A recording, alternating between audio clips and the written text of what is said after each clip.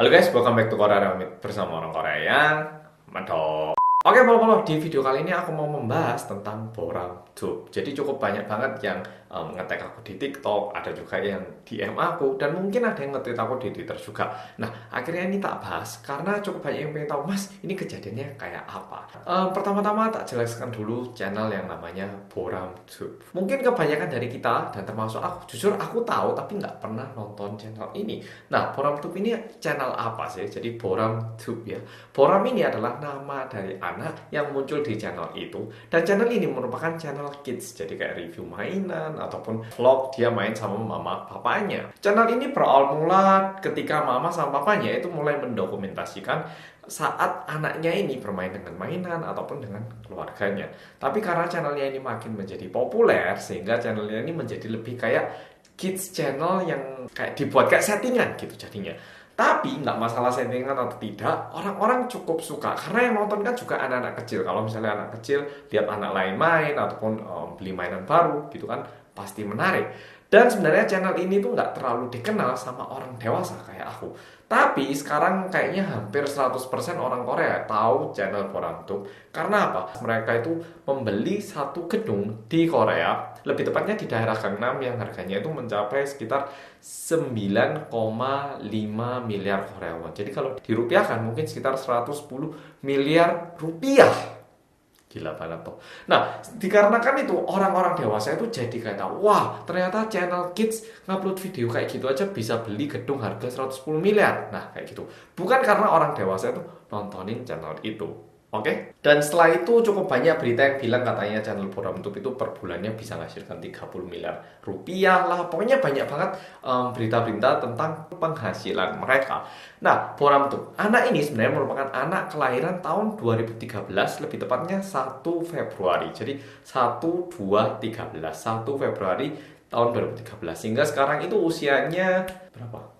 7 tambah 2 9 tahun. Sekarang yang pengen Polo tahu, kenapa kok ada video yang beredar bilang bahwa orang tuanya ini melakukan kekerasan kepada anaknya? Sebenarnya sebelum kita membahas lebih lanjut, bentuk kekerasan pada anak itu kan ada beberapa ya. Ada yang mungkin mukul, ada juga dengan cara mengganggu mental anak itu, dan juga berbagai cara ya. Mungkin ditakut-takuti ataupun dibiarkan di rumah nggak dikasih makan, itu kan juga termasuk satu bentuk kekerasan pada anak ya toh. Dan kasus kekerasan ini berawal mula di tahun 2017 karena ada satu organisasi yang bernama Save the Children.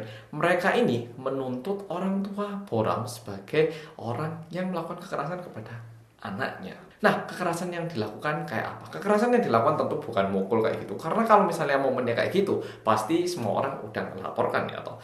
Tapi kekerasan yang dilaporkan adalah beberapa cara bagaimana mereka membuat konten. Nah, ini tak tunjukkan beberapa foto karena videonya itu tentunya udah dihapus sehingga cuma ada beberapa foto yang bisa tak temukan. Pertama, nah kalau dilihat terkesan anaknya itu kayak nyetir mobil biasa, tapi kalau dilihat dengan baik, anaknya ini waktu itu berusia sekitar 5 atau 7 tahunan, didudukkan di mobil mainan, lalu dia itu disuruh nyetir di jalan besar beneran. Mungkin ada yang bilang, loh ini kan settingan, bisa jadi gimana. Tapi apakah ini pantas untuk dilakukan hanya untuk membuat konten? Apa mungkin anak itu beneran disuruh main di situ? Nggak mungkin ya toh. Nah, ini merupakan satu bentuk kekerasan karena ini cukup membahayakan untuk keselamatan anak itu. Dan juga bisa jadi anaknya itu sebenarnya benar-benar ketakutan, tapi dipaksa mamanya untuk duduk dan pura-pura enjoy. Kedua, ini sebenarnya merupakan sebuah konten yang juga dilakukan di channel-channel lain, yaitu Boram ini kayak sedikit disuruh untuk nyuri uang dari dompet papanya saat papanya tidur. Ini ada fotonya. Dan kayak seolah-olah, oh ini loh kamu curi buat beli mainan kayak gitu. Nah, di sini yang menjadi masalah, mungkin di dalam rumah tangga sendiri ini bisa dilakukan sebagai guyonan, tapi ini kan tidak pantas dikontenkan. Apalagi yang menonton channel ini mayoritas adalah anak-anak kecil. Ya toh, yang nonton masa kita yang usia 20 tahunan, 30 tahunan, enggak toh. Yang nonton pasti anak usia di bawah 10 tahun kemungkinan. Dan sebenarnya kalau misalnya kita melihat seorang anak kecil mencuri, bisa jadi mereka nggak tahu seharusnya gimana kan diberitahu. Ini nggak boleh, ini bukan punya kamu, ini punya papa kamu. Kalau kamu mau uang harus minta izin ke papa. Ya toh, harusnya dibilangin kayak gitu. Tapi ini malah dikontenkan. Nah, bagaimana anak-anak yang melihat? Mungkin mereka pikir, oh berarti aku nyuri uang papa nggak apa-apa ya. Nah, orang di YouTube nyuri. Ketiga, ini ada berita yang menyampaikan hal ini, ada juga yang tidak menyampaikan. Nah, ada juga adegan di mana kaki dari boneka favorit Boram itu kayak rusak gitu, kayak terpotong gitu. Nah, emang normal kadang mainan itu bisa rusak, bisa pecah, bisa kayak menjadi dua bagian gitu. Namun di sini terkesan anaknya itu benar-benar sedih. Jadi kayak mainan favoritnya ini dipatahkan dan membuat anaknya itu benar-benar sedih. Alias ini merupakan kekerasan terhadap mental anak. Bayangkan anaknya suka apa, terus dirusak biar anaknya nangis dan bisa dikontenkan. Dan di luar itu, hal ini menjadi cukup besar di tahun 2018 sebenarnya. Aku nggak tahu kenapa keramaian ini baru tersebar di TikTok saat ini. Aku nggak tahu kenapa. Cuman di tahun 2018 karena ini saking ramainya, ada program TV juga yang meliput hal ini lebih dalam, dan ada staf yang dulunya bekerja di situ bilang bahwa orang tuanya itu bilang ke Boram itu bukan kayak enak sekarang waktunya main ya, nanti mama rekam, bukan kayak gitu. Boram, main, senyum, oke? Senyumnya kurang bagus, sekali lagi. Jadi bisa dibilang anaknya itu dipaksa untuk bekerja, namun kalau dilihat secara video terlihat anaknya itu happy dengan mainan ataupun enjoy the moment, padahal anaknya itu sebenarnya dipaksa. Dan setelah keramaian ini sebenarnya channel Boram itu sudah jarang upload, tapi mereka ini punya banyak banget channel. Kalau misalnya follow search di Blade Social itu, channel yang namanya Boram itu ada banyak, ada yang kayak versi Cina, ada yang versi untuk Amerika, ada yang versi Korea. Tapi kalau dilihat saat ini, channelnya itu udah tidak terlalu aktif. Nah, di sini sebenarnya orang-orang itu jadi khawatir.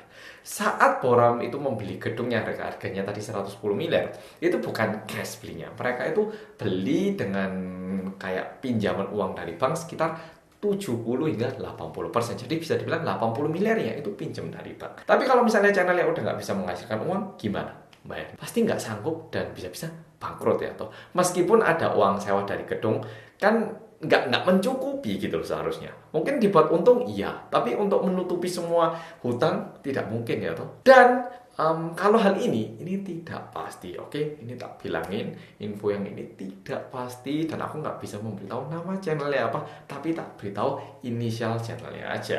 Terkesan setelah channel Boram ini udah tidak aktif lagi, mereka ini diduga memiliki beberapa channel lain yang tetap dioperasikan oleh orang yang sama. Karena kalau misalnya follow lihat channelnya Boram tuh, itu ada beberapa orang yang muncul dan orang-orang ini sekarang memiliki channel lain dan kontennya itu tetap konten untuk anak-anak yang agak childish gitu loh, kayak wah mie-nya besar terus makan mie.